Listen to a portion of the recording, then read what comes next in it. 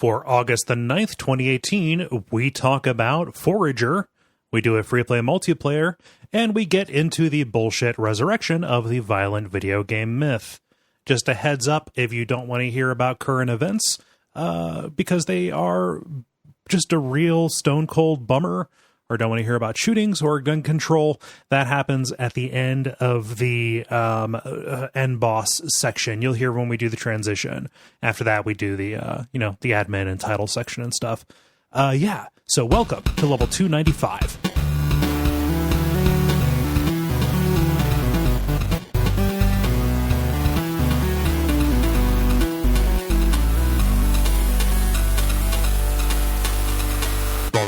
My name is Cole Ross. I'm Dennis Furia. I'm David Maismith. And you're listening to The Level. It's a podcast for people who love video games. Ben is on his way, but he told us to get started without him. So he will be dropping in sometime here in the first portion of the show. Welcome to 295. That is a big number. Yeah? Yeah. I will do a Ben impression to try to just get the feel that he's on the show. Ooh, is this going to be insulting? Oh, you could have ruined the bet now? No. I'm Ben Miracle. Look at me. That's all I got. Yeah. That's all I got. Oh, man. Yeah, no, I really don't have an awful lot that I can talk about in terms of things that I've been up to. So, Dennis, you had a big weekend, at least as, based on what you talked about last week. A big, long weekend. And I'm this kind of supplanted playing video games for the week, although I got a little in here and there. Mm-hmm. So I'll save some of it for the end, but I'm just the feedback on Deck of Wonders at Gen Con was overwhelmingly positive. I brought a prototype that was actually in a sellable format. Mm-hmm. Although it probably only represented like about 20% of what the final start of the game would even look like. Yeah. But people were still completely down and just the number of people that bought and were excited to buy and came back to give more positive feedback like the next day. I was on cloud nine. That rules. I'm a big nerd, and so I tracked lots of stats, and I will share those when we get to my turn to talk about what the hell I was playing this week. But man, it felt really good. Felt like I was playing to my strengths and doing something I love on multiple fronts, playing games, talking to strangers, which just is weirdly like what makes me happy. So, and sharing creative ideas. So, I've had myself a good week. Nice. Yeah. For people who are listening who maybe haven't tuned in for the past, couple episodes, Deck of Wonders is the card game that you're developing. Yeah, Solitaire Hearthstone with legacy mechanics. Yeah, it is the working title. It is the current name of the. I don't want to lock you in on that name if you apparently not trademarked anywhere, and it's one that I have kind of gotten very comfortable using. This has gotten me back on Twitter. I created a Twitter account, deck_of_wonders. And man, once you have the gigantic number of 5 people following you, you really can't switch away from it. So I think I'm happily locked in. Yeah, you're also storyboarding, deck of meh. Deck of mundanities. That's the expansion. It's the norm core expansion. Well, that's awesome. This was the first kind of gaming convention show you've been to, right? Yes, and my God, I mean, maybe it's just Gen Con or maybe it's the tabletop gaming community in general, but an incredibly diverse crowd. Tons of people in cosplay, tons of people just out being their best selves. And just a real happy, positive environment. So yeah, it was cool. Nice. And I even managed to get myself into the con, which is a whole nother story that I'll tell. But so I got to walk around and see stuff in addition to showing off my own. So it was there's lots to talk about on that front. Previews, yeah. One moment here, I'm going to add Ben on. Let's see how smooth this goes, and we'll see if I have to edit any of this. Hey, Ben. Hey, all right. Sorry, I was trying to make sure I wasn't coming in on anything. No. It's I added you on. We are in the banter. Okay. Yeah. Oh, all right. Yeah. So you better get yourself on the right microphone for people Just a little bit of behind the scenes here. So it appears that for all, like, basically everybody's Skype setup except for mine and Jala's, when any of us signs on to Skype, it automatically defaults to the worst possible microphone. It's weird they programmed it like that. I know, right? Like, so much extra work. Yeah. So, like, you know, if it had to choose between the onboard microphone on a laptop and like an old Logitech stick mic from 2002, you know, one of those ones that was kind of like a Bob Barker microphone. Yeah, it would go with that one, the one plugged into the 1/8-inch jack. How's it going, Ben? I'm doing okay. I'm a sweaty man as always. For more backstory, I always walk up a giant hill before I get back home to record the podcast. So now Seattle, would you say that there are hills in that city? It is surprisingly hilly. Yeah. People do not expect it, but there's a lot of hills. Can you petition to get a funicular or a ski lift put in? Ooh. I mean, as long as it's solar powered, then maybe. And as long as it would somehow discourage people even more from having cars in the city, then yeah, I think you could. Yeah. Okay, cool. How things been going, man? Pretty good. I have some stuff to talk about for what you've been playing, grind stuff that I'm excited about. And yeah, it was just a pretty relaxing weekend, so that was nice. Nice. And Dennis just got done talking about at least part of his good experience at Gen Con. Yeah. So I heard we're at Mach 2 now. Yes, we are full steam ahead. Awesome. So like crappy razors? So I'm going to include one crappy razor in every expansion pack. It's like the Halloween candy. That's how you keep them coming back. Mm-hmm. You give away the card game, but you sell them the razors. I'm marketing. David, how about marketing? David, how about you? How are things going? Not too much. Just kind of continuing on. Yeah. Started doing some extremely amateur carpentrying. So, are you going to get your deposit back? Probably not, but that's generally, I just kind of assume. Okay. So are you talking about like woodworking kind of stuff? Yeah. So I'm building a meditation bench, kneeling bench. Mm-hmm. So, yeah. I see. Where does one buy lumber in New York City? So there's basically like small hardware stores. Okay. Yield hardware store. There's also like a building supply in Chinatown. Okay. Yeah. So you say small hardware store, and I just think, what is this? A meditation bench for ants? Exactly. They sell stuff for dollhouses. No, well, that's cool. Let us know the results. And if the bench holds weight. Yeah, I definitely will. I mean, it's not like you're built in a house. You're on a bench, like 4 inches off the ground. I mean, you never know. It could end up being, a very small house. Nice. Well, that sounds like banter to me. I think we can go ahead and get on with the show. The usual kind of show. We've got the grind. We've got a free play multiplayer. Going to round things out with the end boss. But why don't we get started? Get started with the grind. The grind, where we talk about the things we have been playing over the past period of time or so. Ben, since you mentioned that you had stuff to play, what have you been playing, buddy? I was going to ask if you had kept count of who hung up first last week, so we could do that this week. Oh no. No. All right, so I got some old stuff and I got some new stuff. Old stuff, Assassin's Creed. I've still continued to play it. I've kind of petered out a little bit about it, especially because it keeps getting to the point where it's like, I can't remember where I was last week, but there's like one of the main upper level quests I was on, one of 4. And I got a certain I got a certain way through it, and then the last like mission of it is like 7 levels higher than what I am. So it's like, okay, well, I guess I need to wait some more. So like it's just really like frustrating because the game keeps like it does a good job of projecting what you'll be doing in the future, but it's at the point now where it's like projected a bunch of things, but then you can't actually do any of them. So you're in the weird limbo state that I think I described last week. Yeah, so whatever. So I kind of didn't play that as much this weekend, but instead I played a new game. I picked up Resident Evil 2 and started playing that. Oh, dang.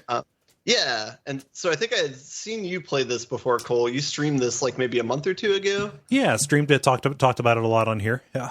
Yeah. So I picked it up. There was a deal for it, so I think it was like maybe like between 30 and $40 online. It seems like that's probably a good price point for it. The game feels well.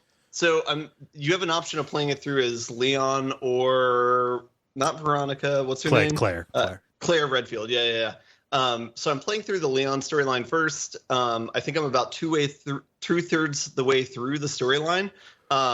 I definitely like it, but it feels I don't know how much more content there is in the Claire story, if it's like completely different or if it's similar to the Leon one. Do you know that answer, Cole? So it's very similar. Claire and Leon, they fight a slightly different set of bosses, especially in the end game, and they each have kind of two places where their stories diverge. Basically, where you play as one major place where you play as their side character. So for Leon, it's Ada, and for Claire, it's Sherry. Okay, but otherwise they are kind of disappointingly similar. So they have the same like primary locations. Yes, I guess. Okay, gotcha. It's still station sewer lab. Yeah. Okay. Yeah. Okay. So then that part, I think that kind of reinforces my idea. This seems like a very similar to like the Uncharted Lost Legacy or whatever. It seems like a similar entry to that, where it's like kind of like a bitier sized entry, if that makes sense. Like it's a good. I don't know. I don't know how many hours I played it for, but it seems like it's probably like a 10 to 15 hour game. Oh, maybe. Yeah. That I think is that's something that I love about it, but I can see where you're coming from. That it is, pretty brief. Yeah, but it's the experience that I've had is pretty good so far. I don't want to give too much away, so I'll just say that. I mean, I've never played Resident Evil 2, the original one, too, so I'm not sure how close it is for reference. So maybe that's something I'll ask you again, Cole. Are the games similar, or is it just like a reimagining of the same location, but the game design's completely different and the objectives are completely different? The game design is very, very different. The original Resident Evil 2, it is something that is in line, with classic survival horror, where it's pre-rendered backgrounds, tank controls. There is an action kind of element. The broad beats of what you're doing, exploring the locations and finding items to kind of do a series of not so much puzzles, but like backtracking to use keys that open up new areas, that gets you new things to open up new areas. That gets you new things to open up new areas. All of that is still the same. What they have done is modernized the play to where it is a very fast and fluid, over the shoulder kind of shooter action game kind of deal. Yeah, because the gameplay feels similar to Resident Evil 4 in that sense, as far or like a modern third person shooter. I definitely I like the game design of how like you kind of retread the same areas over and over again, but you're basically trying to find you're trying to search the areas that are available for how to unlock one of the 4 or 5 locked doors that are on the map. That'll open up a brand new area. And then you search that to figure out where the next type of clue is. And gradually you kind of explore 100% of the area you're in. One of the things I really like about the progression of the gameplay is you start off with kind of like a hub, like a safe zone. And you basically have to explore these kind of dangerous one-off corridors. Eventually the gameplay changes. So it's like you start losing safe zones, kind of similar to like Silent Hill 4, and then towards the ending of the first area, you cannot stop running. You need to be running like all the time, which is incredibly stress-inducing for myself. Thank thankfully they made it so that when you hit the pause to like look at the map or whatever, that stops gameplay. It's not like Dead Space. Yeah. So you do have a time where you can kind of pause and think about things if you need to. But man, like I appreciate the design. I don't like the stress that it gives me, but I definitely think it's cool how they designed it. Yeah, it's effective would be the word I would use for it. Yeah. And then, it's a Resident Evil game. You pick up things, like you pick up jewels that unlock things. Like there's a key for every suit of card, like a spade, club, heart, diamond. Yeah, all that stuff feels very Resident Evil-y to me. So that part's a really good experience. I like that it's more challenging compared to Resident Evil 4, where they do not give you enough ammunition to kill everything. It's to the point where it's like, all right, you have to run around these things and deal with them instead of killing them. This becomes especially true when the enemies in the basement, I don't want to spoil what they are, but I ran out of ammo very quickly after I first started seeing them, and I was like, oh no, this is I have to face my fears now. It's very much kind of the classics, or I keep saying classic, I don't mean to. It's the old school.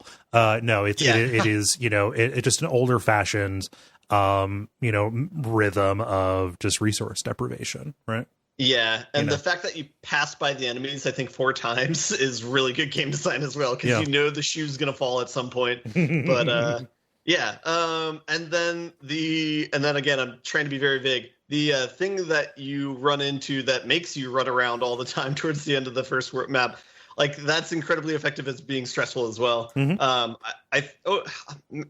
think I might just say what it is. Is this what Nemesis is in the previous games? It's similar to the function that Nemesis serves. So you're talking about Mr. X. Okay. He was a widely advertised feature of the game. Okay. And especially because Mr. X was he was even a part of the original Resident Evil 2.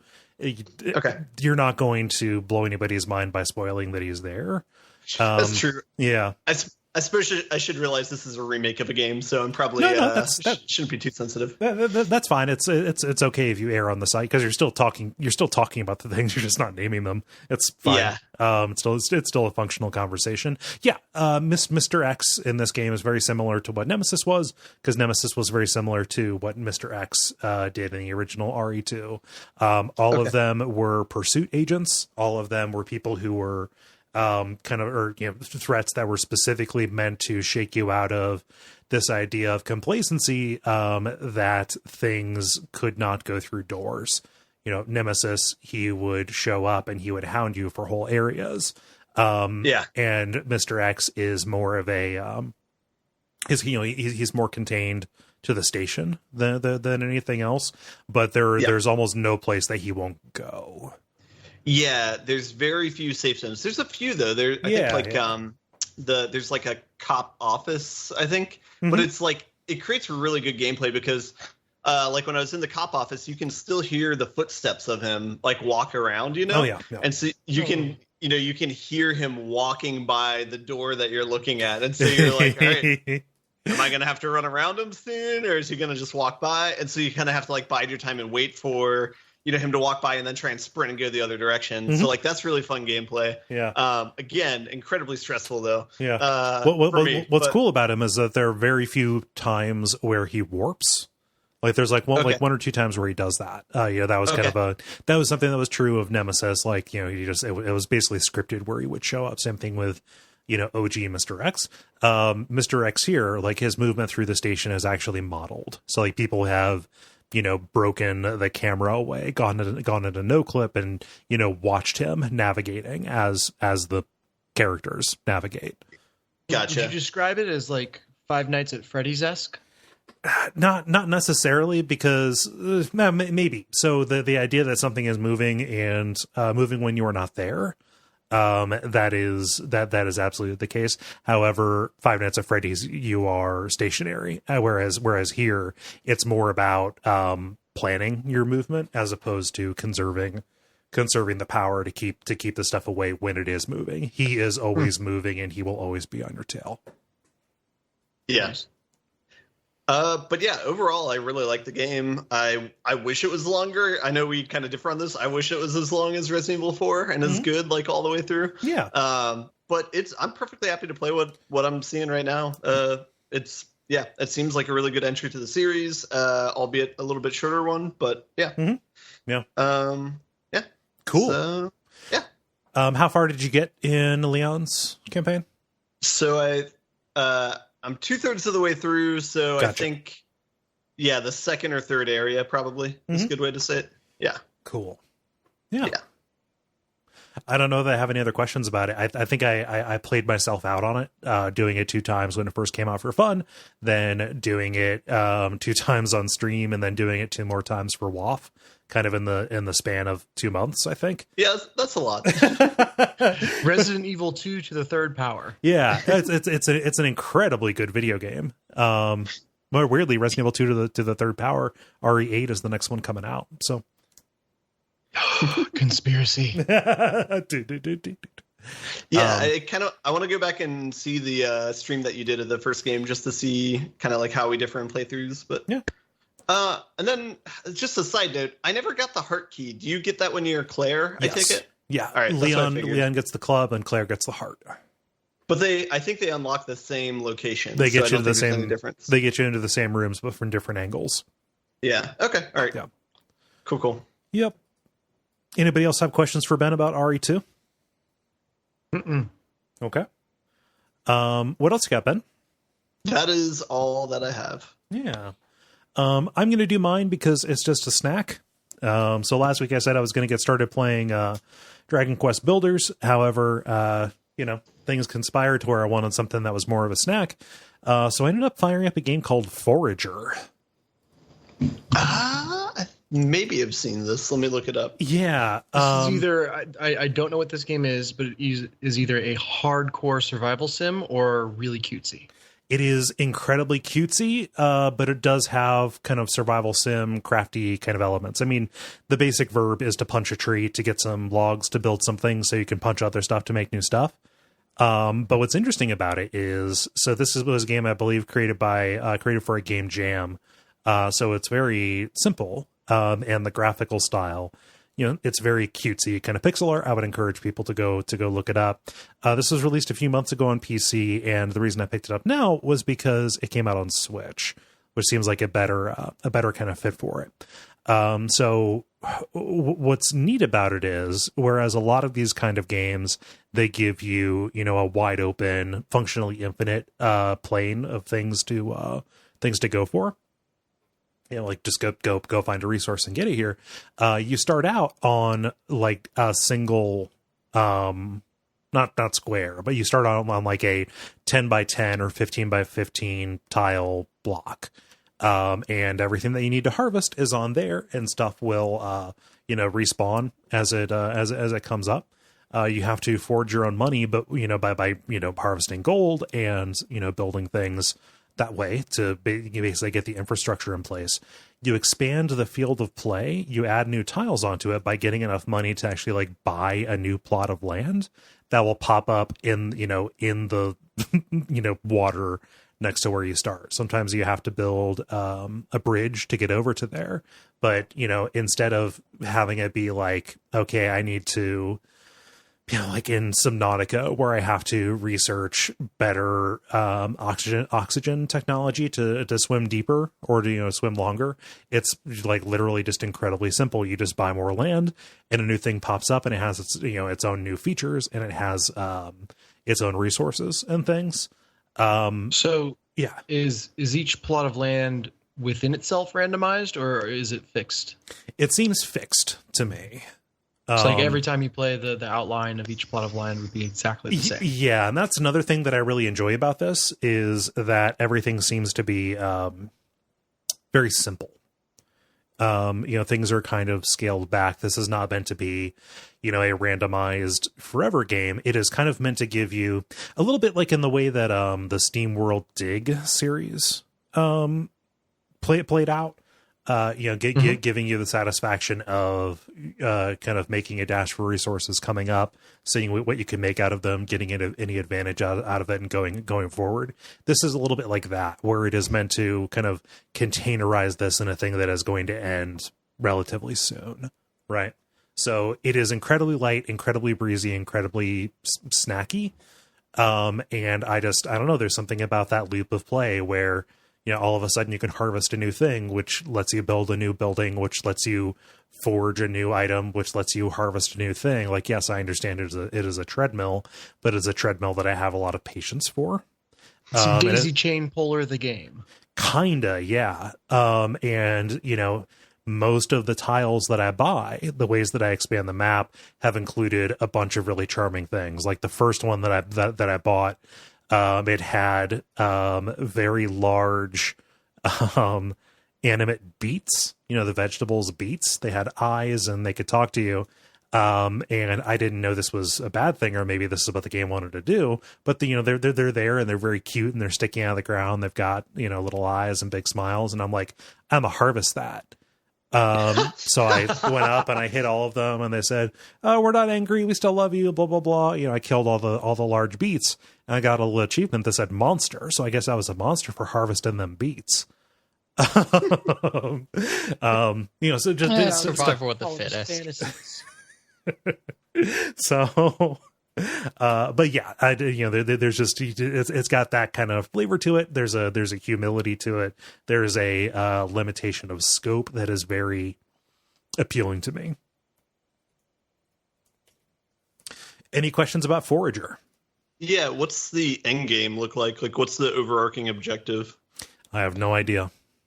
Just play until you're done with it? Get more. Yeah. Yeah, good. This is like the third Stardew clone that you've played right now in a row, too, right? In a row? I don't know. I did Stardew, Grave, and then this. Oh, in a row. I don't know about it. Stardew was a while ago. I went straight from Graveyard Keeper to this. Yeah. Yeah. So it's there is probably a through line there. Yeah. I'm just hungry for it. I was just tired of Graveyard Keeper's bullshit being broken. And you were as close to the end of Graveyard Keeper as you thought. Oh yeah, I finished that up. That's okay. Good. Yeah. What were you gonna say, Ben? I was gonna say you're dealing with monsters in the game, but you don't get to be a monster in that game. So. Right. You don't get to sell human meat as hamburgers at witch burnings. Yeah. Yeah. I hope you don't mind that I'm saving you for last, Dennis, because that's fine. Yeah. David, how about you? What's up? Sure. So I haven't been able to play a whole lot, but I did do some co-op with Jala, Dulce, and Greg on Vermintide 2. Cool. So we've made it to the final level, or the final mission of at least kind of the initial main game, but the difficulty spikes big time, so we haven't been able to complete it yet. But you're basically raiding traveling through the swamps and raiding the main base of the chaos forces. Okay. That you're fighting, and ends in a climactic boss fight that turned out to be quite difficult. So what if I may ask, what level of difficulty are you playing on? We're playing on the lowest difficulty. So that the first game, I remember having kind of the loop where as you leveled up, as you got better equipment, that really tough final mission would eventually become fairly trivial, and at which point you'd go to the next difficulty level, and kind of play back through again with your better equipment, with everything kind of freshly chaotic. Yeah, so that's definitely the case. This time around, they actually have on each piece of equipment kind of a sort of an equivalent of like the light level type of thing from Destiny, in that you basically have combination of like 10 points for every for every level your character gains, and then the average of the score on your gear. And that in turn affects mainly it affects like how easy it is for you to interrupt enemy attacks, and then how many enemies your AoE attacks can hit. Interesting. I can't think of another game that has like a hard limit on AoE attacks. That's an interesting mechanic. Well, to be fair, I think part of this is because it's directly modeled as like when you're swinging a sword, like how many enemies can you cut through? So it's not so much, doesn't so much apply if you're like chucking a bomb or a fireball. It's more if you're like swinging a greatsword. Got it. Does it like count left to right if your swing is left to right? I think so. I'm not certain. That's badass. So yeah. So that's actually one of the main classes I've been playing as we've been co-oping kind of specializes in that. That's kind of their thing. So yeah, you can definitely zero in on that. So yeah, it's so this time around they have much more explicitly like each difficulty has a suggested they call it hero score. And it definitely does up the difficulty significantly, both in terms of the damage the enemies do, and then also how rare healing items are. Do they also have the kind of optional pickups throughout the level that increase the quality of loot at the expense of item slots and increases in difficulty?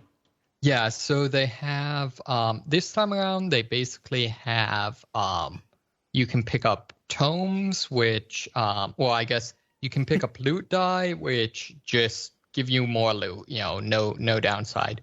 Tomes, replace your healing item, and then you can get grimoires, which both replace, I believe, your potion slot, and then also each one you have, and there's up to, I think, 2 in a level, decrease everyone's maximum health by a quarter. Yikes. Yeah, so like that can't, if you're smart enough to like memorize the various hiding locations for them, which I am not, that can be a good like kind of way to work your way into the next difficulty. Is if you can do a like full grimoire run with say everyone carrying tomes, then you're probably going to be pretty ready for the next difficulty. Nice. And does it feel like it's a pure numbers game, or does it feel like it is actually rewarding increases in skill and mastery, etc.? So I think it's very skill based. It's, I'd say, a combination of learning overall, just how to make good decisions in terms of like risk versus reward, stuff like that. Learning to cover your teammates and counter the various special enemies. There's also the melee system. Tends to emphasize a lot either the ability to block or to dodge out of the way of attacks. And so doing that, and then also like strategic movements to kind of not get surrounded is really big. So if you do that, you can become dramatically more effective, and basically you can tend to take on an almost indefinite number of just like the basic enemies, at least if you're playing as one of the melee characters. Nice. Yeah. So it's a lot of fun. There's a lot more this time around with the character customization too, which is kind of neat. So. Yeah, I think I put a lot of hours into the first game, and I had like 1 or 2 cosmetic items. Yeah, so this time around, there's a number of cosmetic items, and then being able to switch your classes changes what you look like. And you can also do some fairly significant changes to your stats. So like my favorite tends to be abilities which increase the distance that you dodge. And those can be, make things dramatically more effective if you use them right. No. What, so for the cosmetic upgrades and stuff, is that hooked into the monetization, or is that just, or yeah? I'm not sure. I don't think there's not a ton of cosmetic upgrades, but I don't think any of them monetize. I think they all, there's, well, I guess to start with, you, if you've played the previous game, you get all of the characters like outfit from the previous games unlocked from the start. And then other than that, I think they just drop the cosmetics drop in the regular loot drops, I think. Okay. Good stuff. And you guys kind of have a pretty solid group of 4 that you guys roll together, right? Yep, definitely. So do you feel like there's an element of like learning each other's styles to it as well? Yeah, definitely. And there can be, we haven't gone real deep into this, but there also can be some elements of like party composition, because, all of the characters have a DPS, or pretty much all the characters have a DPS, a tank, and a ranged class they can spec into. And also, depending on your weapons, stuff like that, you can specialize in either taking on crowds or single enemies, and you can also specialize to greater or lesser degrees in taking out armored enemies. So there's definitely, a degree to which you can kind of get into that as you go. Nice. What else have you played? So I've also, not surprisingly, been continuing on Warframe. They just released a new summer event, it's the Dog Days event, and kind of the plot line is that one of the Grenier fortresses you fight in the game, where you face one of the bosses, is kind of this arena. And the plot line for the event is that it's sprung a gas leak, which is causing the boss to get a little loopy. And so she declares that instead of having an arena, people are going to have water time fun. And that she, quote, wants a drink with a little pink umbrella. And so the game is, same Warframe mechanics, except, same parkour system, all that, except that you can't use any of your special abilities, and everyone is equipped with a super soaker. And this is so, like the snowball fight mode over Christmas. Exactly. So you have to, use your alternate fire to like pump the super soaker in order to, have enough water pressure to do long range shots, and then just, run around, take out enemies. And if the players take out more of the computer players than vice versa, you basically win. I forget what the currency, it's like marbles or something that you can trade to one of the little girl NPCs for like beach balls and I don't know, all sorts of like beach themed stuff. So also a kind of a pseudo Easter egg that's kind of awesome is the beach balls are basically decorations that are you can place on your orbiter, your ship that's kind of your home base. And if you do that, and if you have a cat as your kind of companion familiar, it will like pounce on the balls and like bat them around and stuff. Way into that. That's great.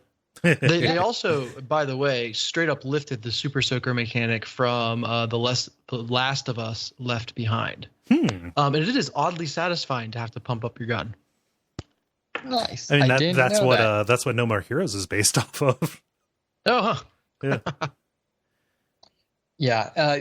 So I didn't know, did the Last of Us, was this like actually Super Soaker, or was this like they had pneumatic weapons?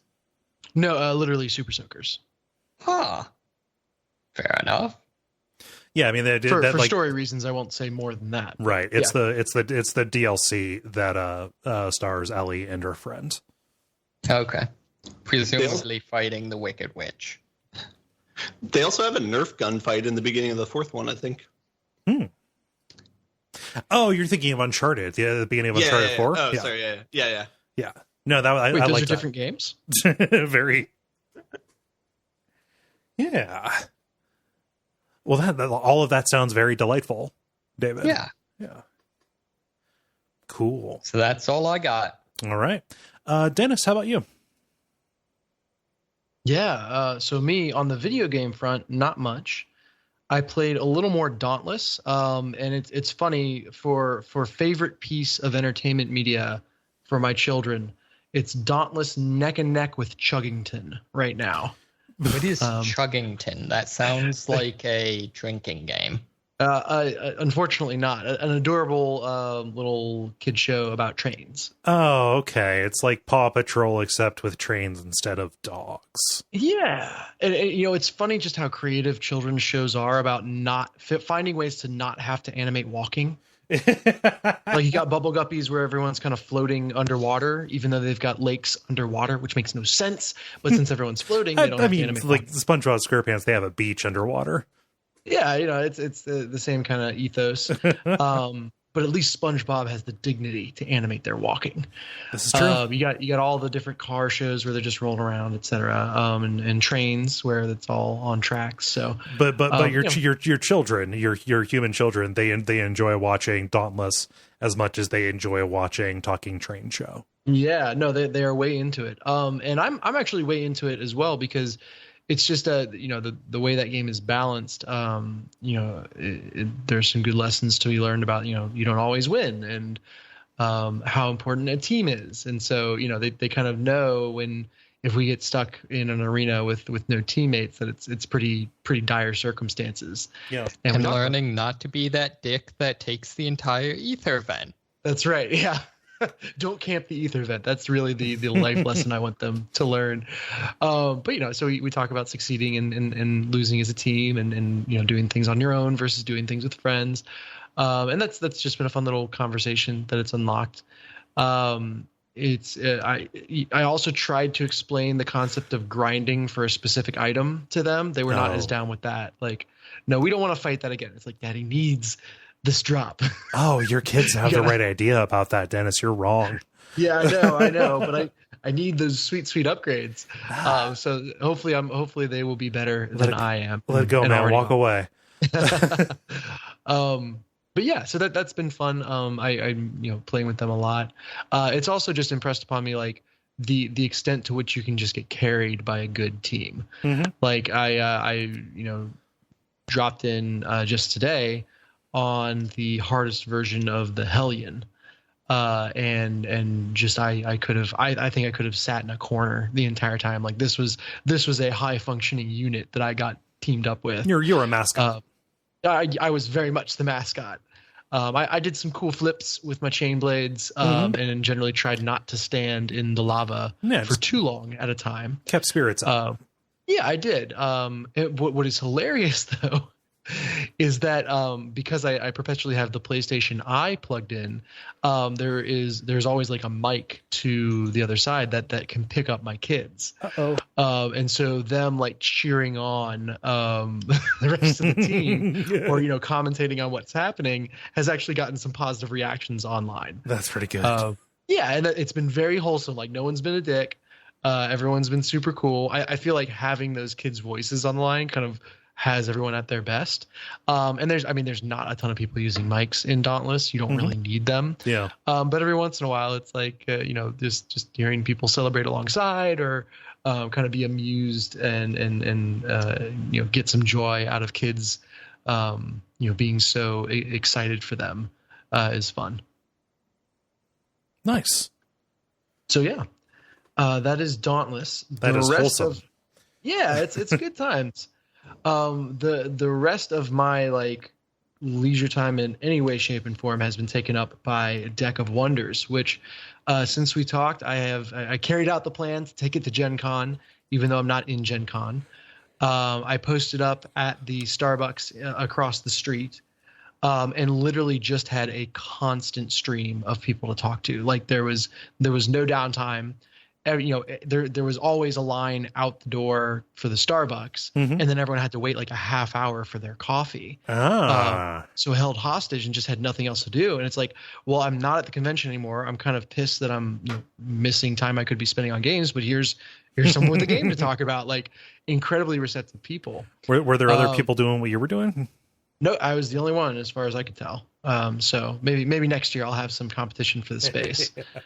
But it was just incredible. Like first off, the Gen Con environment. This is my first gaming convention of any kind, and just the niceness of the people, the diversity of the people, and just the overall vibe of the place is just you could walk on air there. So that was really cool. And kudos to everyone and anyone who was involved in Gen Con just for keeping that really positive vibe going. Nice.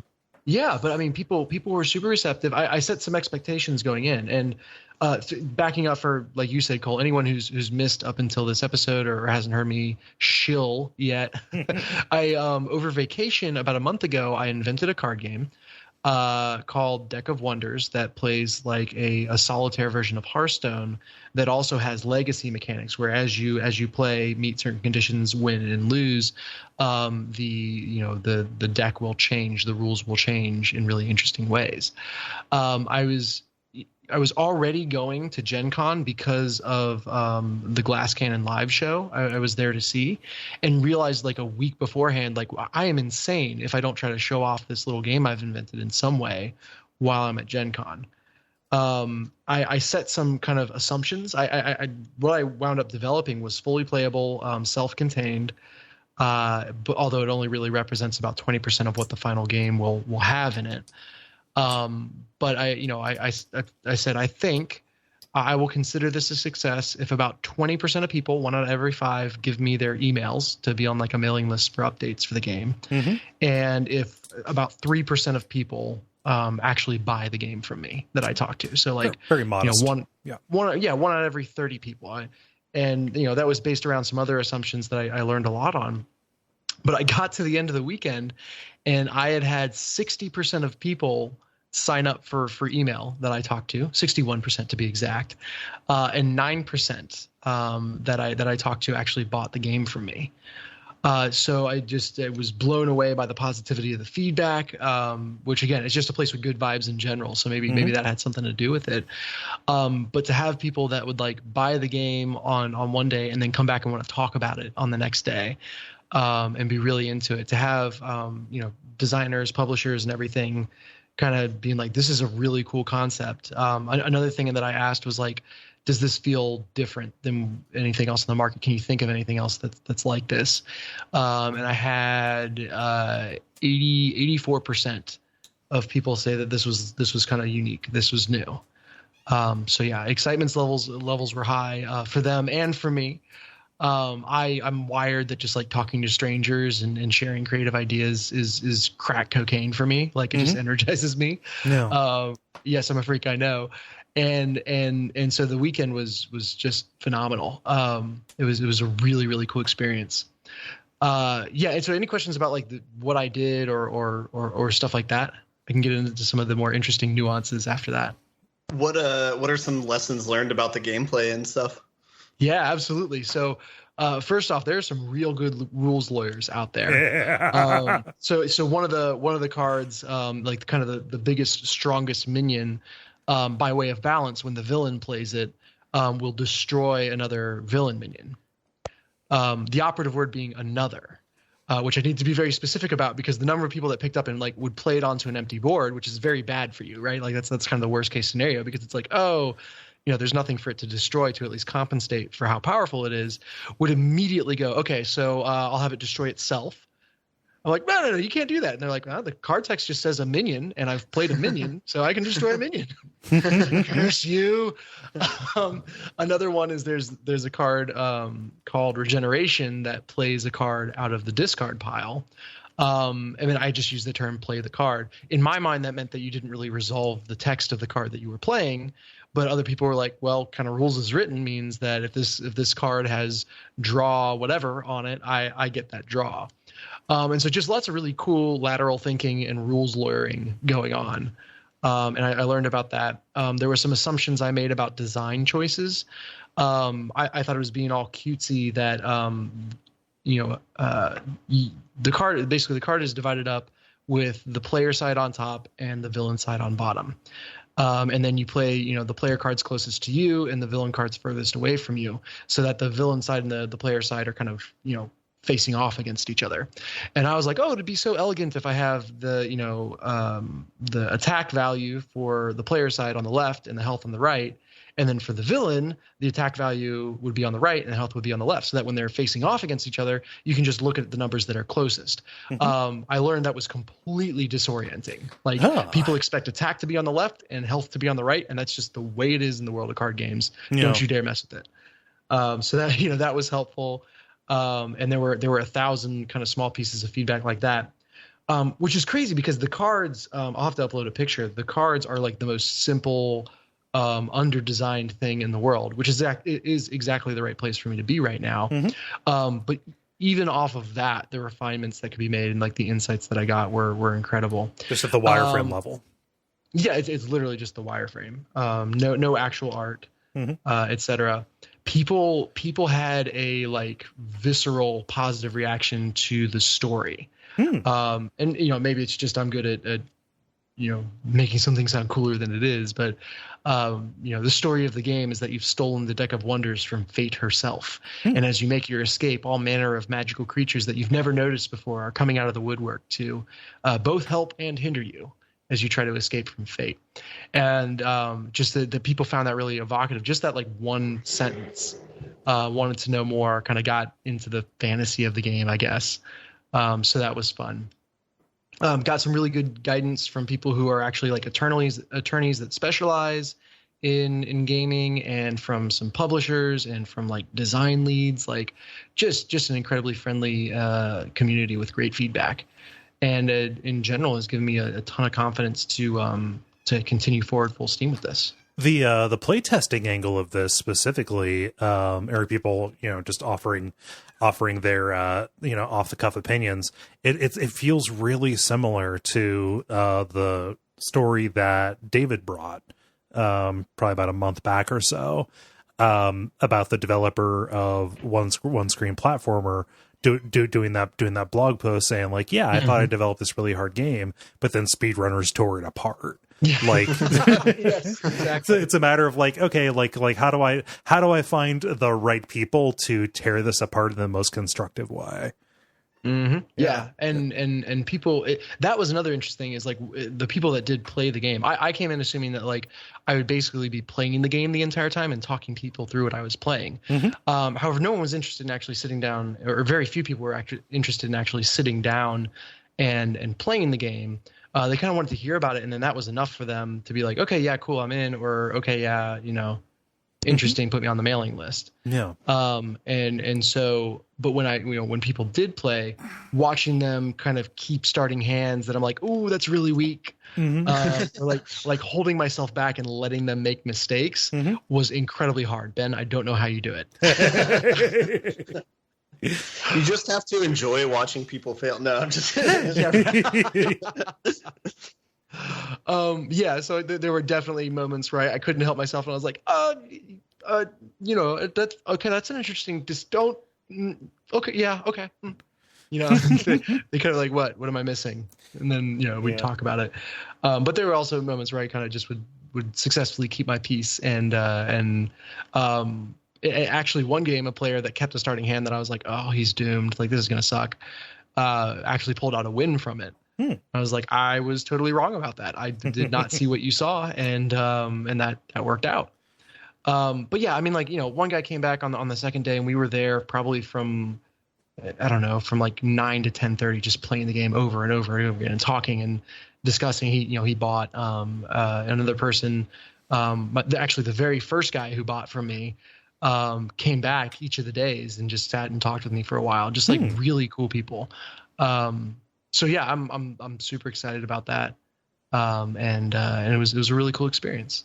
And huge thank you to Jen, who'd played single mom for 3 days while I was out there. Yeah. I guess that was the other wrinkle was we thought we were going to be staying with friends, and Jen was actually planning on coming out and hanging out with them during the day, but then the wife had to go to the ER. Nothing crazy. Like, it was just a migraine that was really bad, and they kind of went and confirmed that it was nothing life threatening or whatever. But still, just I think that puts they were a not damper up for on company. Yeah, they were not up for hosting after that. I was like, okay, we gotta rest, and so I wound up getting a hotel when I wasn't expecting to. Yeah.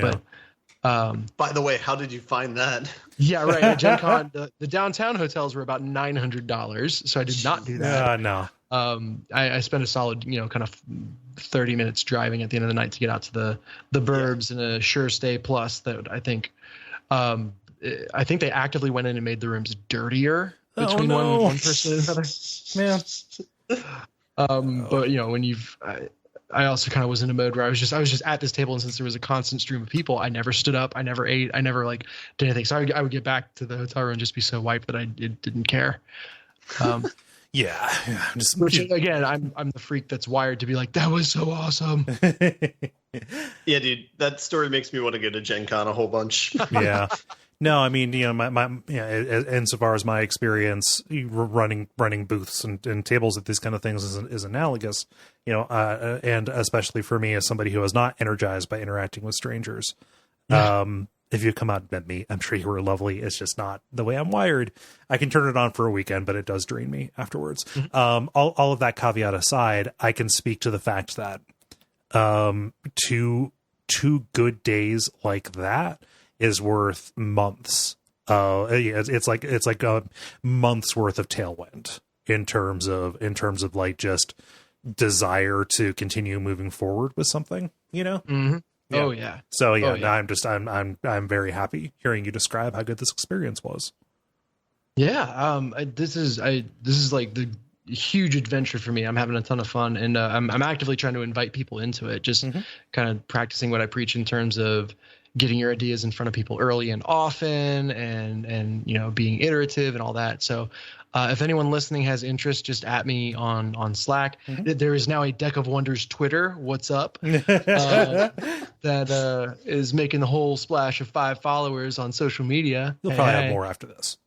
For right now, but reach out, express interest, and I can at least get you a print and play version of the game to check out. Yeah. I also just in terms of like vision for where the game could go. People were so quick to be like, oh my God, yeah, and that makes me think of this, and that makes me think of that, and it's like, fight the scope creep, Dennis. Yeah, exactly. But that's the elegant thing is the structure of the game is such that really the like expansions, kind of regular expansions, like any other trading card game does, kind of are part of the model. So to have way more ideas than you know what to do with, and just know the couple that you're going to focus on at first, and then have this roster of really cool ideas for the future, is pretty nice. Yes, man. Yes, and is good for improv. It is not good for project management. No, not good for Kickstarter. That's the other thing is I've started amassing blogs on how to not kill yourself on Kickstarter. Yeah. And speaking to anyone who has experience. And just hearing over and over again kind of the themes of like, do not overpromise, basically have your shit done and then go to Kickstarter for funding to pull the trigger versus promising a bunch of high level concepts and then being like, oh shit, I got to make this happen. So yeah, I'm learning a ton, having a ton of fun.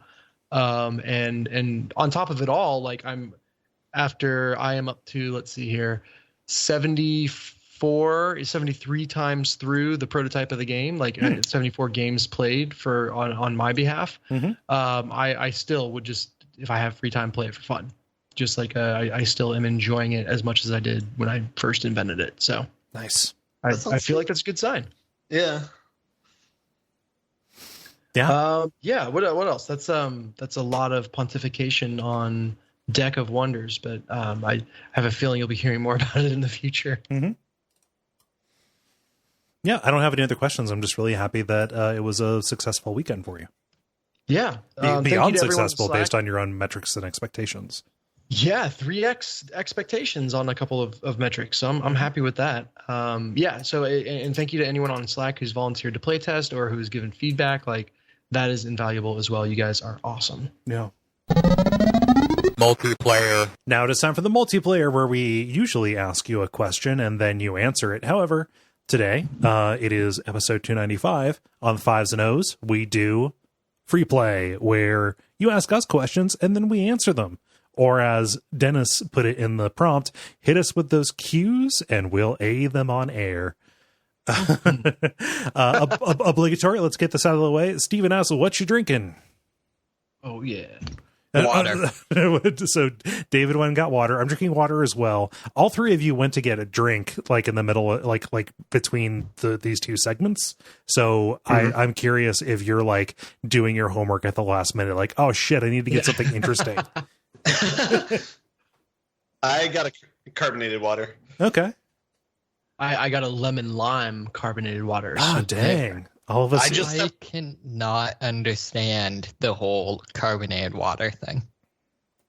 One of us join. That's a different texture. Tastes different. Burping feels good.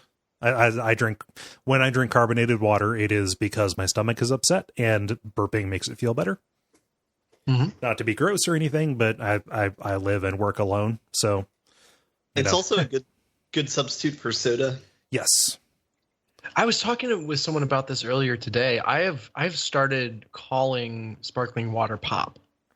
I don't know why. It's just started seeping into my vocabulary. I mean, it's like, yeah, I'll have a pop. Yeah. Well, I mean, isn't it? I mean, it is soda, right? Yeah. Kind of, yeah. So someone brings me a Coke, if I ask for pop, I'll be like, I don't want this poison, I want pop. Yeah, pop. So the question is, 30 grams of sugar, a necessary ingredient in pop? And by the way... Only if you want to taste good. By the way, nobody else in the rest of the country understands what pop is. I accidentally said it the other day at work. It's really hard to self-censor when you're outside of the Midwest. Yeah. But I feel, I mean, so people are not expecting to hear it when you say pop, but if they ask, wait a minute, what? You say, pop, I'll take a Coke. Like, oh yeah, okay, you're one of those. I gotcha. Yeah. One of those. For whatever reason, I don't know why, soda sounds more Midwestern to me than pop. Yeah, because at least it's those two vowel sounds, which give a chance for it gives a chance for the upper Midwest accent specifically to come out. Soda. Yeah, soda. Whereas pop is pop. Yeah. There's not much you can do with it. Yeah, no, I just I've got a 48 ounce water bottle here. It's called Bubba as the brand name, or I don't know if it's the name of the thing. It's like insulated. It's clear. It's got a rubber straw. Its personal name. Its name is Bubba. I drink about two of these a day. So yeah, I name my beverages. Don't worry about it. All my water, his name is Bubba. Let's hear. Jamie writes, what are your current most anticipated games coming in the last bit of 2019? Outer Worlds. Yep, that's mine right now. Yeah. When is Cyberpunk coming out? Next year, 2020. To be determined. No. Right. Probably Outer Worlds. That's made by the same people as New Vegas, right? Yes. Yep. I'm gonna zig here. I'm gonna say World of Warcraft Classic. Oh because yeah, I have never played World of Warcraft in any meaningful way, and my whistle got wet for. I mean, I gotta watch my phrasing as I talk about this group, but I'm playing superheroes. Yeah, that for that kind of MMO rolling with the group, just stomping through waves of enemies kind of feel. And that's what my group of friends that plays World of Warcraft Classic and that I anticipate playing with has kind of said the experience is like. So I'm hankering for a non-sexy time MMO, and I'm thinking World of Warcraft might be that. Oh, I just don't see that ending well. Oh, it's fine. I like how there's a metagame now of like how to keep group dynamics in a stable way. It seems to me like this is basically MMO for people who like Final Destination, no items. I mean, it harkens back. I played a little bit of the EverQuest Classic server, the one that the one that basically halted things in 2002 with Planes of Power. Like there definitely is just like a different feel and aesthetic to that. Mm-hmm. Well, and I think my friends are nerding out pretty hard about having someone fresh to the game to take through it. Like it's a nostalgia trip for them, but it's all known quantity. And you haven't really played a lot of modern MMOs, so you're not spoiled for the things. No, I really have interacted with the genre almost not at all. Man, I played just enough of modern WoW to get a Hearthstone portrait, which I think was to take a Pandalarian up to level 8 or something like that. And it was completely solo. I hated every second of it. Which, as I'm saying this, might not bode well for my enjoyment. Whatever. It's been $15 to play for a month. Yeah, exactly. So yeah, I'm kind of going into this unspoiled. Nice. So I think there's actually this weekend, there's like a test server that's going up that they're all excited about. And I'm like, all right, guys, this is the beginning of your journey of coaching me through literally fucking everything. Yep. So, and they're down for it. That's fun for them. So nice. I will take all the help I can get. Yeah. Just to provide a little bit of variation on this, so we're not all Outer Worlds, I will say that I am also very excited for Doom Eternal and very excited for Planet Zoo. What about Death Stranding? Death Stranding will be a curiosity. I don't know that I'm necessarily as horny for that. Okay. Yeah. I feel like that's a game to go into knowing as little as possible and having your hype as low as possible. Yeah. I don't know. It's one of those games where even if you know stuff about it, you're not going to understand it. Right. Yeah. As a side note, Dennis, I think the most important thing is that you need to make sure to defeat Hogger at the appropriate level. No leveling past it. Figuring out a way to defeat them is a rite of passage. Yeah. Well, it's only if they play Alliance. I think we are going Horde. Okay. I still think it'll still aggro you. I think you need to go to Alliance territory and fight Hogger. Oh goodness, yeah. I can already feel that I am in way over my head. But I love it. It's gonna be fun. Mm-hmm. Let's see here. Lindsay writes in asking, I think people use violent games, movies, and metal music as a crutch for blaming shootings and other junk. I'm pretty sure I know your answers, but I would like to hear your guys' take on this. Sorry if the question is too political. That is not my intention here to divide the show in any way. We're going to talk about this a little bit in the end boss, because that is a story that related to a story that David brought. So I want to limit our time on that, but I want to address it in the proper venue there. Is that agreed? Is that an okay move? Yeah, Lindsay, we got a whole section for you. Yeah. Good question. And you probably do know how we feel about that to a certain extent. Mike writes, related to that, what are some of your favorite games that have no violence verbs? Lemonade Stand. Oh yeah. I'm kind of joking, but like management sims, there are some of them where you can do harm to people, but none of them are. It's all about systemic violence, not actually direct. That's pretty good. Man, there's a couple that come to mind, but I'm gonna pull Slime Rancher out and say that one is fantastic. Oh, Slime Rancher is so good. Oh my god. Yeah. I'll go with The Witness for mine. Oh yeah. Mm-hmm. So I'm not sure I have any. No puzzle games or anything? So no, I mean the problem is I tend to not be able to get into games unless there's like an end. You know, you're working towards something or whatever.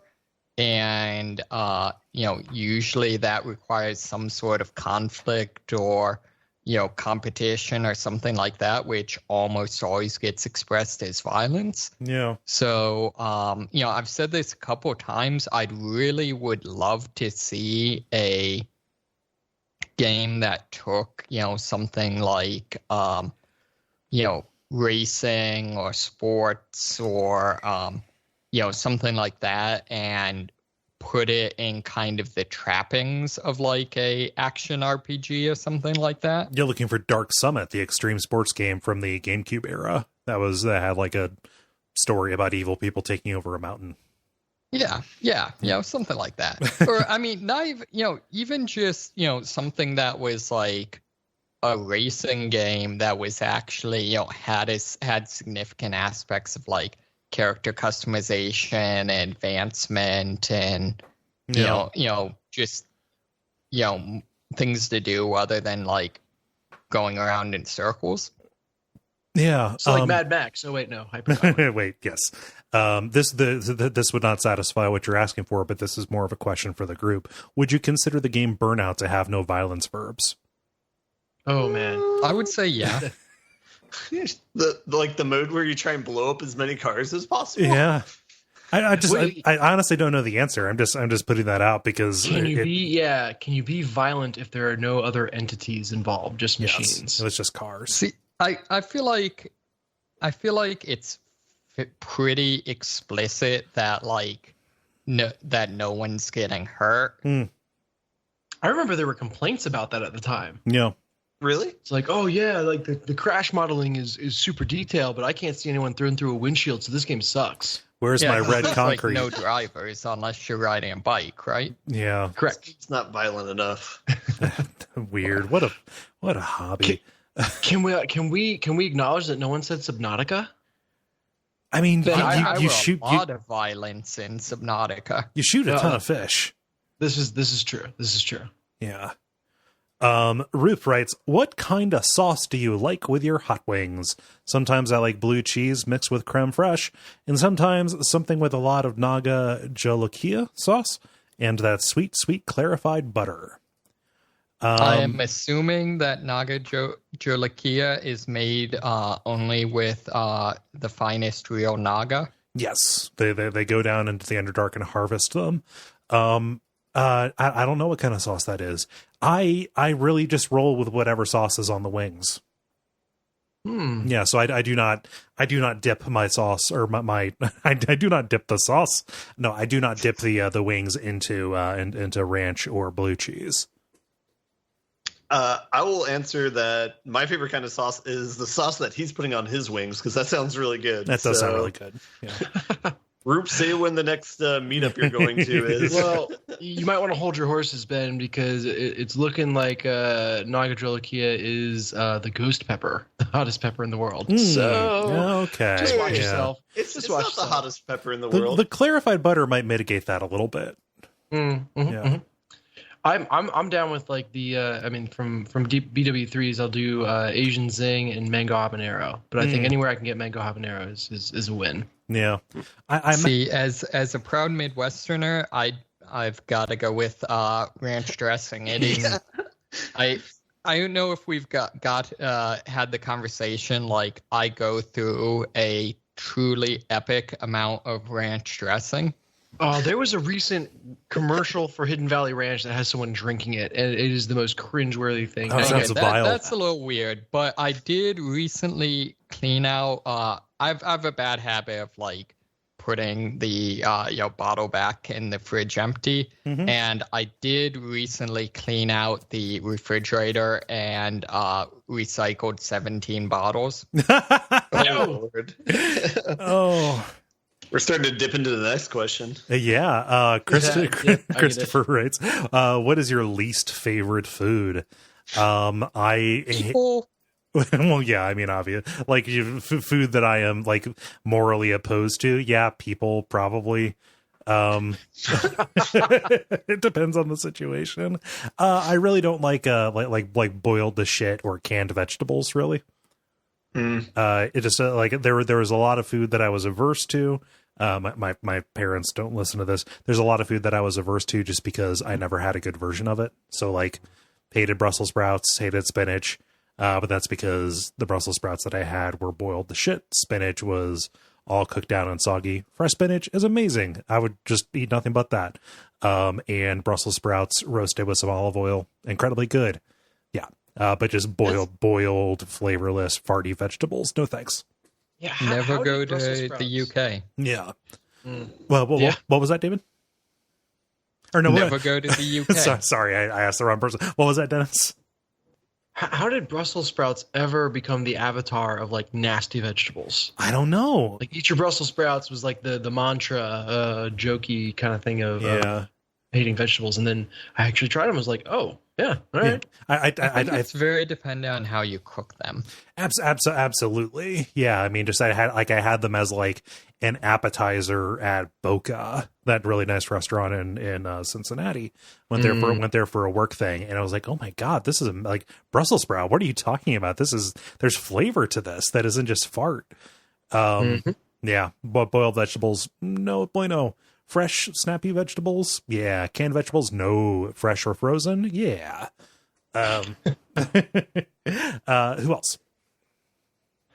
I'm going to go vegetable, but I think my answer is going to be a little more polarizing. I cannot stand tomatoes. And it is specifically, well, no, it's the taste too. I'll have ketchup. I can have salsa.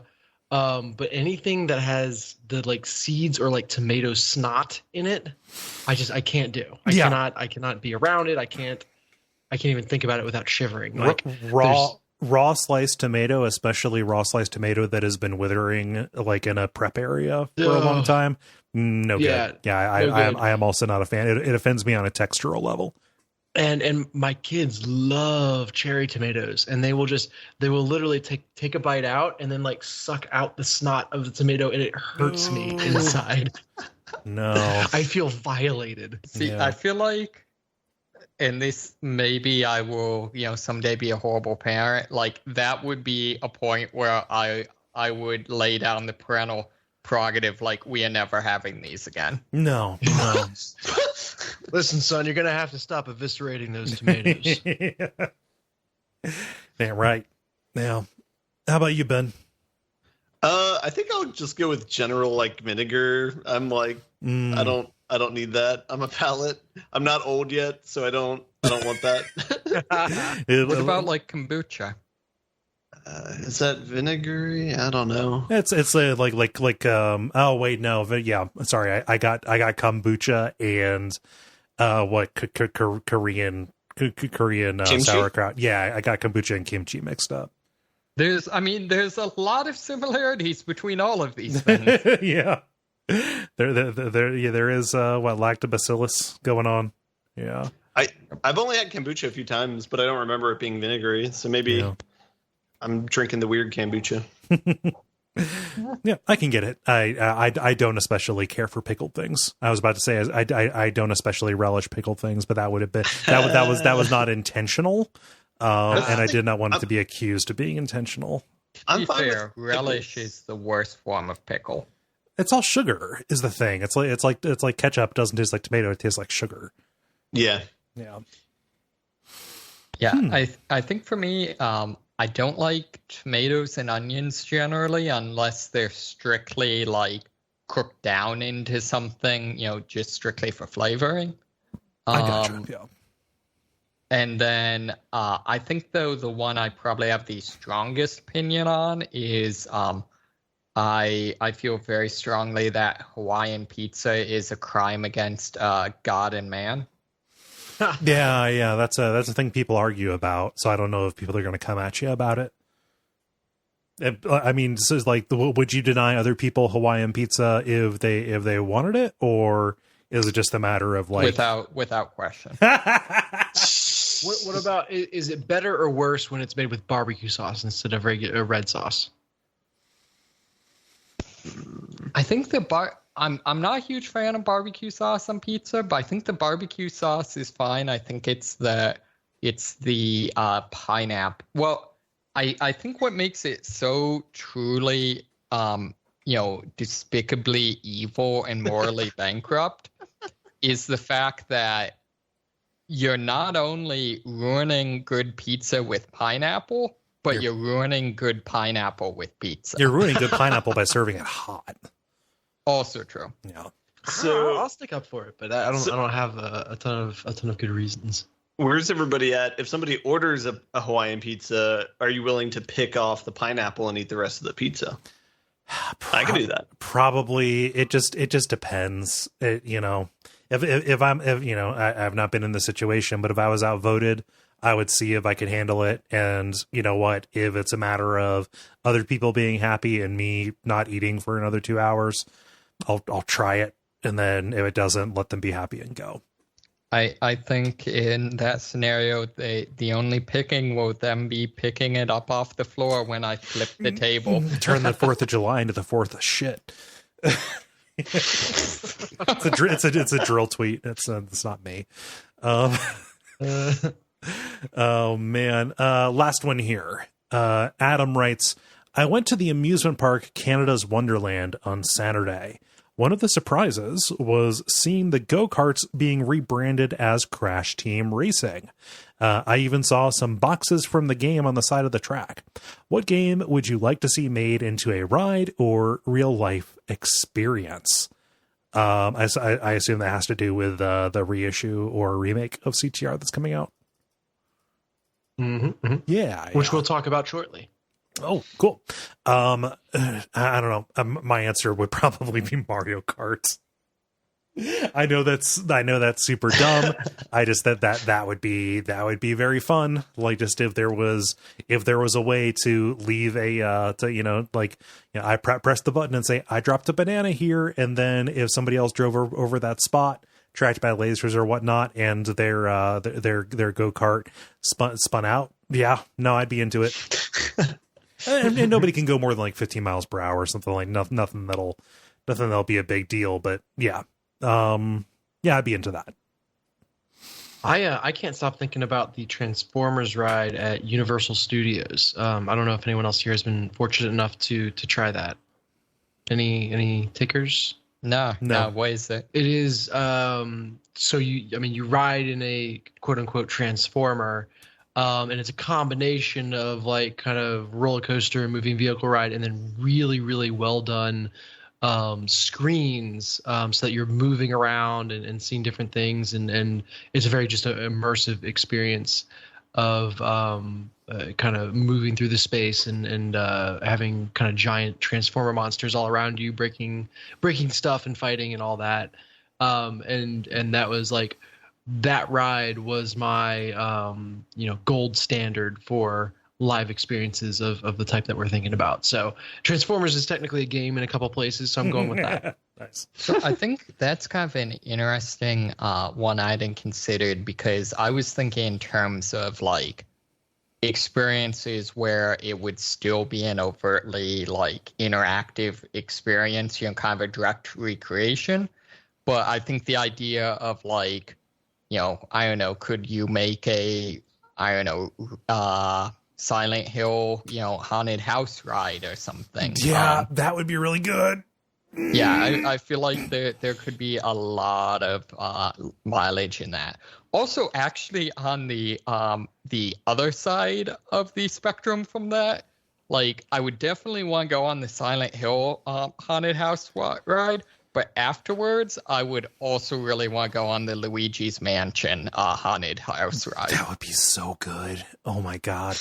Yeah, Luigi's Mansion would be very good. So, The other one, just in terms of this is probably just the I need to stop slacking off and go to the community garden, but like Harvest Moon. Oh yeah, people just do that in real life. It happens. Yep. Yes, but not in cities of however many million. Oh yeah. I think for my answer, I want to say LA Noire, just because I want to see real life people do the like doubtful face loop. Ask them a question. Yeah, I'm obviously lying face. Hey, Greta. Yeah, and I just want to be able to stare people down for like 30 seconds before I just say doubt. I mean, if we could do, if someone could do like the murder mystery dinner, but with Alpha Protocol. That would be pretty badass. Nice. Oh, I'm going to a murder mystery dinner this weekend. Ooh. I mean, it's going to be does anybody else know it's going to be a murder mystery dinner? Kole, we need to delete this episode. Okay. Release this on Monday, not Saturday. Oh God, yeah. So cool. Did everybody answer? Ben, what was yours? The Black. Oh, the what? LA Noire. Oh yes, sorry. Okay, sorry. I was very disturbed by Dennis's. Cool. Thank you, everybody. Sorry we kind of cut that short, but the episode is running a little bit. Thank you so much for participating. We'll get to your questions later on. We're going to put them all up in cleanup. Sorry, one of the questions was very funny, but we'll get to them at some point in the future. If you want to participate in these, go to facebook.com/thelevelpodcast. Watch for the prompts to go up on Monday afternoons. The End Boss. Now it is time for the End Boss, where we talk about things that either excite or invigorate us. Invigorate's the right word, right? About as in like full of piss and invigorate. Yes. But apparently not vinegar. No. Hate it.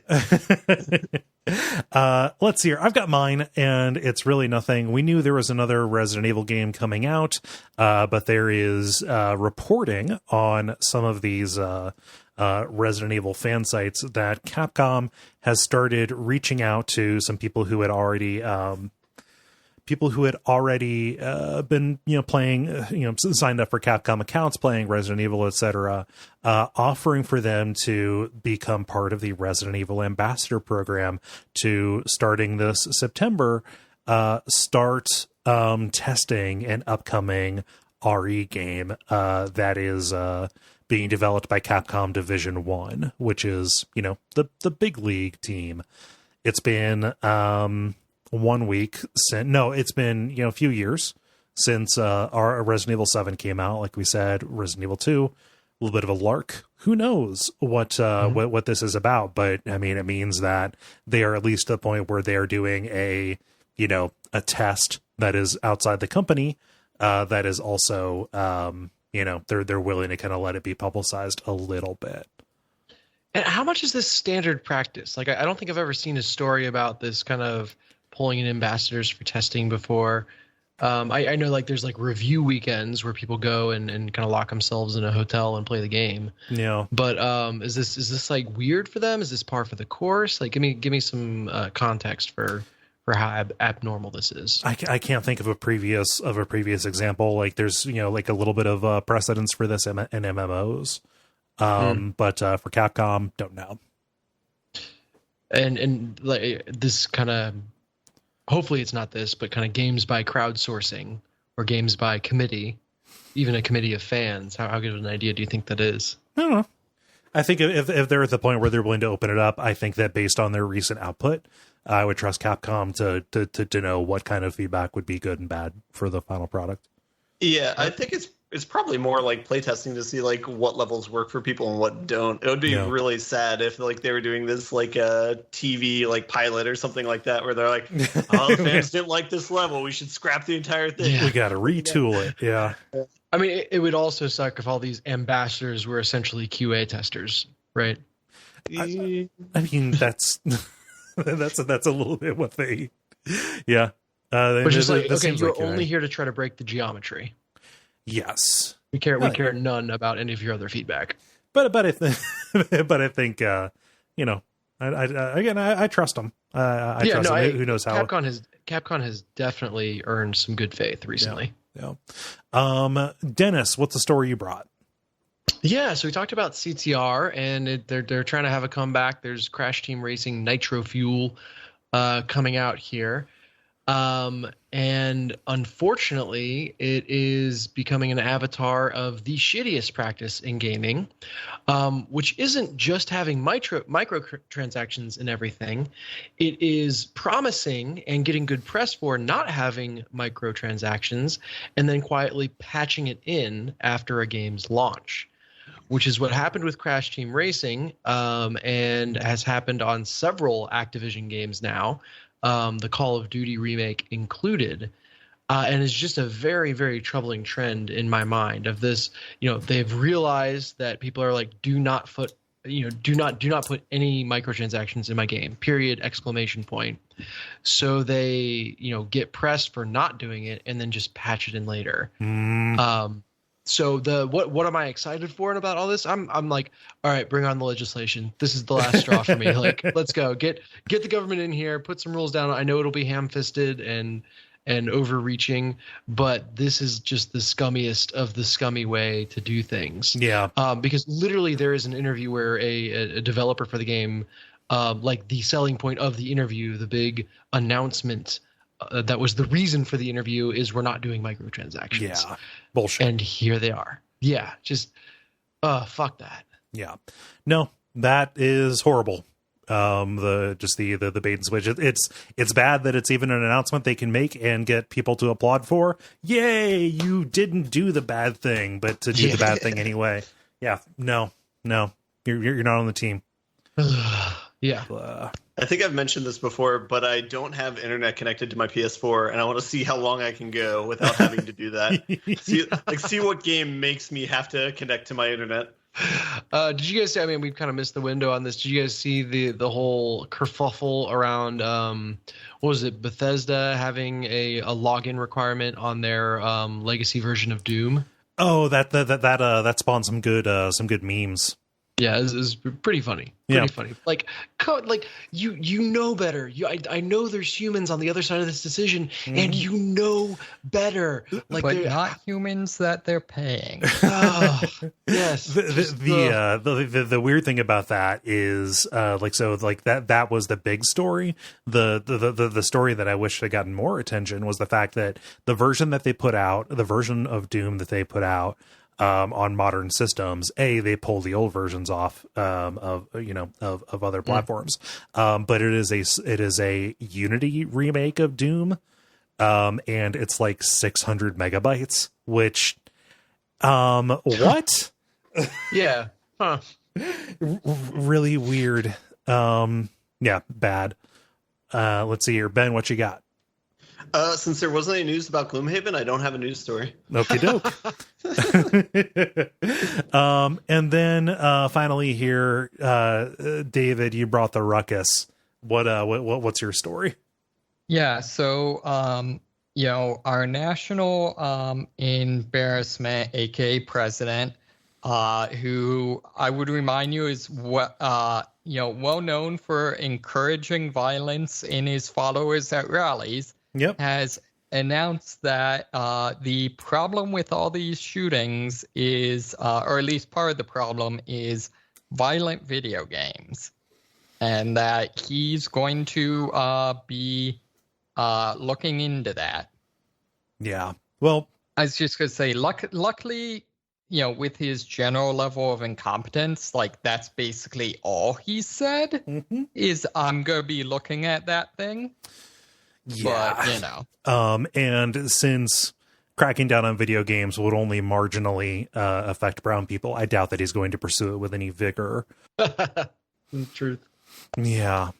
So it's ridiculous to see this argument trotted out in 2019. I was honestly gobsmacked that in the midst of all of the attempts to blame distal causes as opposed to proximate causes for the current epidemic of gun related violence, hate crimes, etc., it was gobsmacking that anybody brought this out. And, you know, the kickback and the response to it was heartening to see it come out, specifically down to, you know, comparisons of like sales, talking about, okay, I saw one tweet that was, you know, compared, you know, population of America, population of Britain, the number of people who play video games in one or the other, and then just comparing the number of mass shootings, you know, gun crime related between them, just saying, no, there's no way that this is the cause, because if that's what it was, if that was the difference,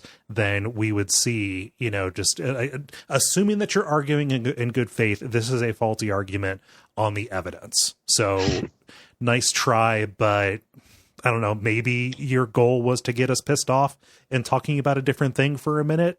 Cool.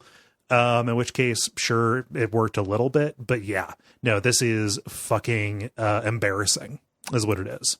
Anymore is just like, show me the data. Like, if someone makes a claim that something's like, or something's a cause of something else, it's just like, show me some piece of data, and then we'll talk about it after that. Yeah. But I don't know. Well, I'm not surprised an older person said this. This is me. I don't know, because I'm not trying to paint it that, you know, like anybody who's old is going to think this, but I've heard this argument. I remember hearing this argument first from my uncle when I was like single digits, or like maybe 10 or 11, you know. And I feel like that opinion has kind of like persisted with people of that age group, or has not completely been, you know, vanished. No. Even though, I think the one area where I will come down different than kind of the where most people in the video game community come down is, you know, a lot of the training in martial arts and military and psychology, etc., is directly based upon the idea that role-playing and behavior and practice, those sorts of things, you know, simulation can change behavior, and particularly with respect to violence.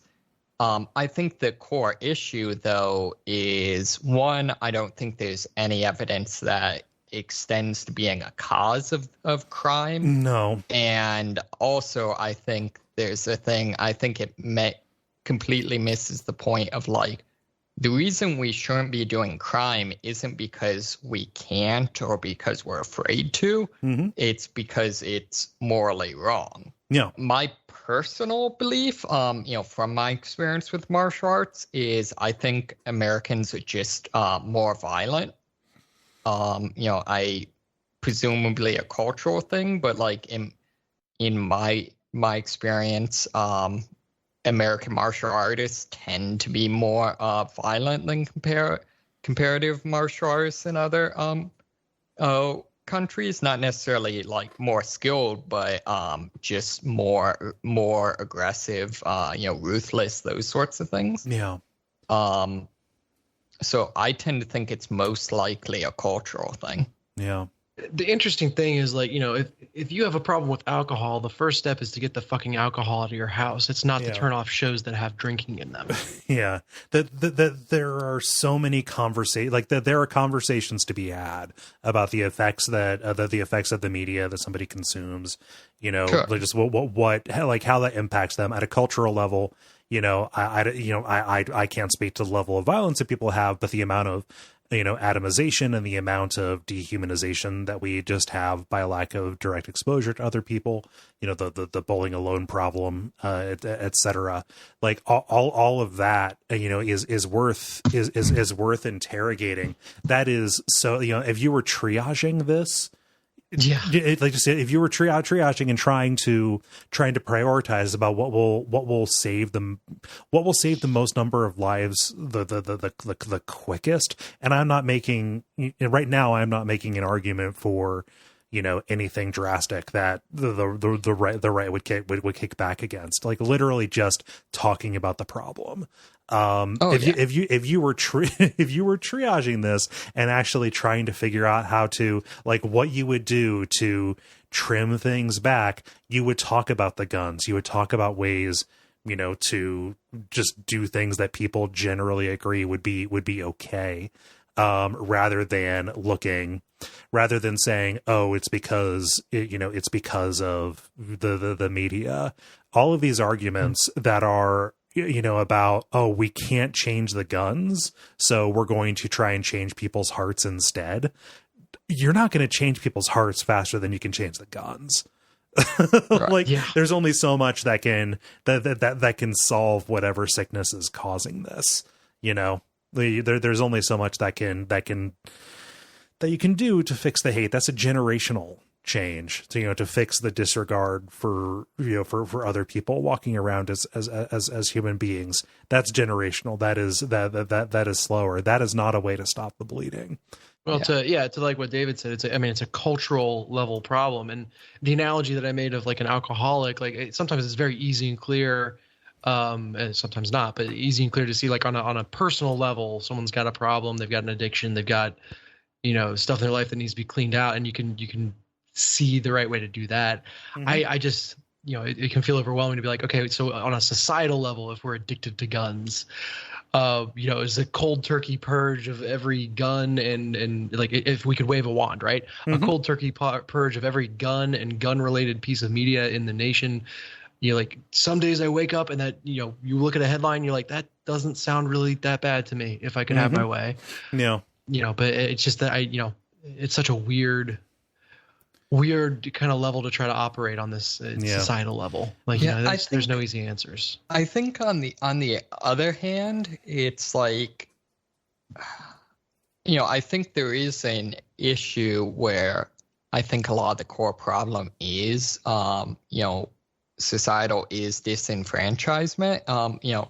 Whereas in San Francisco, there's some campaign putting up flyers, you don't need a gun to feel powerful. It's like, actually, for a significant portion of America's population, that is literally the only way you can feel powerful. And the vast majority of people have very little agency in their lives. Yeah, and this is where the conversation crashes head like in one hand, just head on into my me rubbing my hands together in anticipation, alienation under neoliberal capitalism.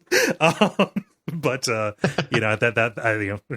going to change people's hearts, but we're going to change people's hearts before we change the economic system. So I guess probably it sounds like what I was doing, the same thing everyone else was doing. I was looking up information about this over the weekend as far as pertaining to shootings. One interesting thing I found was there was a federal assault weapons ban back in the 90s for 8 years. Mm-hmm. That was in effect, and then had sunset provisions. So then it went out of effect without anyone having to vote on it. There was a correlation with less mass shootings when there were no federal or no assault rifles, but it did impact. To be fair, it did not ban assault rifles. It's called the federal assault weapons ban. I mean, I guess and if you look at any sort of surveillance program, it's going to be called the Patriot Act or the Protecting America's Children Act. What specifically did it ban, David? If it didn't ban assault rifles, it banned weapons with pistol grips, threading on the barrels for bayonet. It banned, I believe, magazines over 10 rounds. Couple of other things. The article I'm looking at says that it bans weapons that have 2 or more, and then the things that you're talking about. Right, exactly. The magazine size seems to be the most salient on that. Yeah, let's back up and say, to Ben's point, there were some kind of restrictions on the kind of weapons people could have. Down to the terminology, not as relevant, but there were restrictions, and what happened? Oh, the interesting thing, so there was a decrease in mass shootings during the period that it was in effect. However, there wasn't any effect on gun violence, meaning people were still shooting one another, just not on a large scale. Well, so I want to draw this to a close so we don't go on forever. It feels like we are being gaslit when this argument gets brought back out again. It's honestly are you trying to fuck with my reality right now by doing this? And to wrap it around to the kind of the original question, like we've given everyone way more than their money's worth on kind of pontification on this. Note that video games are a virtual non-factor in it. So, like, there's a lot of meaningful conversation to be had. It's not the fucking video game realm. So anyway. It's a distraction. Like, we can be angry about this today. It's even like, but like I assure you, between now when we're recording this, it's 10:45 on a Monday evening, and when this comes out, even on early release, this conversation will have shifted and changed, and people will say, oh, the video game thing, was that like 3 weeks ago? No, it was 3 days ago, because everything is fucked and we live in hell right now. Yeah. I was going to say silver lining, because I was doing like research into like world massacres over the last 5 years, because that was a happy thing to do over the weekend. But a silver lining is that at least like the U.S. government itself isn't like mass killing its own citizens. Like, that's like at least we don't have to worry about that thing. So give it time. Yeah. Yeah. All right. Goodbye, silver lining. No, so I'm in a mood. Yeah. I've been in a politics mood for 2, 3, 4 years. So man. So hopefully we didn't alienate too many people. I needed to talk about that. Yeah. I needed to, because I just, look at my Twitter over this past weekend. I was very active in thinking and responding to the coverage and stuff. So I think we can take a strong stance also of Nazis are not okay. Yeah. Fuck Nazis. Fuck Nazis. Just in case there's any confusion, this podcast does not support Nazis. Yeah, if you're a Nazi and you're listening, go to fucking hell. Oh. And just go. We don't need you. Yeah. How do you all feel about buttoning it up? Weird. I feel weird. Thank you, everybody, for listening to this episode of The Level, as heavy as it got there in the last little bit. Going to remind you that Duckfest is happening on August the 31st. Go to Duckfeed.tv/Duckfest. Get your tickets, a full day of podcasts for a very reasonable price. What I would like to do is also have you go and leave a rating or review on iTunes. Greatly appreciated to the people who have done that. And most of all, please stick around and come back next week. We're going to try not to do the politics thing again. It's just in our blood, and there was a thing related to video games. Am I forgetting anything? That was our way in. Yeah. Cool. Well, I've been Kole Ross. You can watch my Twitch streams on Twitch at Duckfeed.tv. Yeah, I've been Dennis Furia at deck_of_wonders on Twitter. And Green Laser 73 on Twitch. You don't have to read. You don't have to read Twitter to be on Twitter. No, I'm committed to not following anyone. Yeah, no. But I'm also really excited about my game. So no, it's amazing. I want to be where people I'm can so find happy out for you. David. I'm David Mysmith. Just David Mysmith. I'm Ben Merkel at MerkelB on Twitch. And stick around for some titles.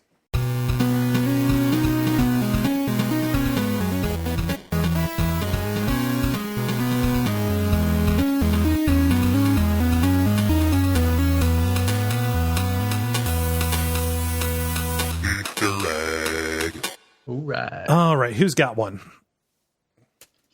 I have two. Okay. I have Resident Evil 2 to the third power, styled as RE:2:3.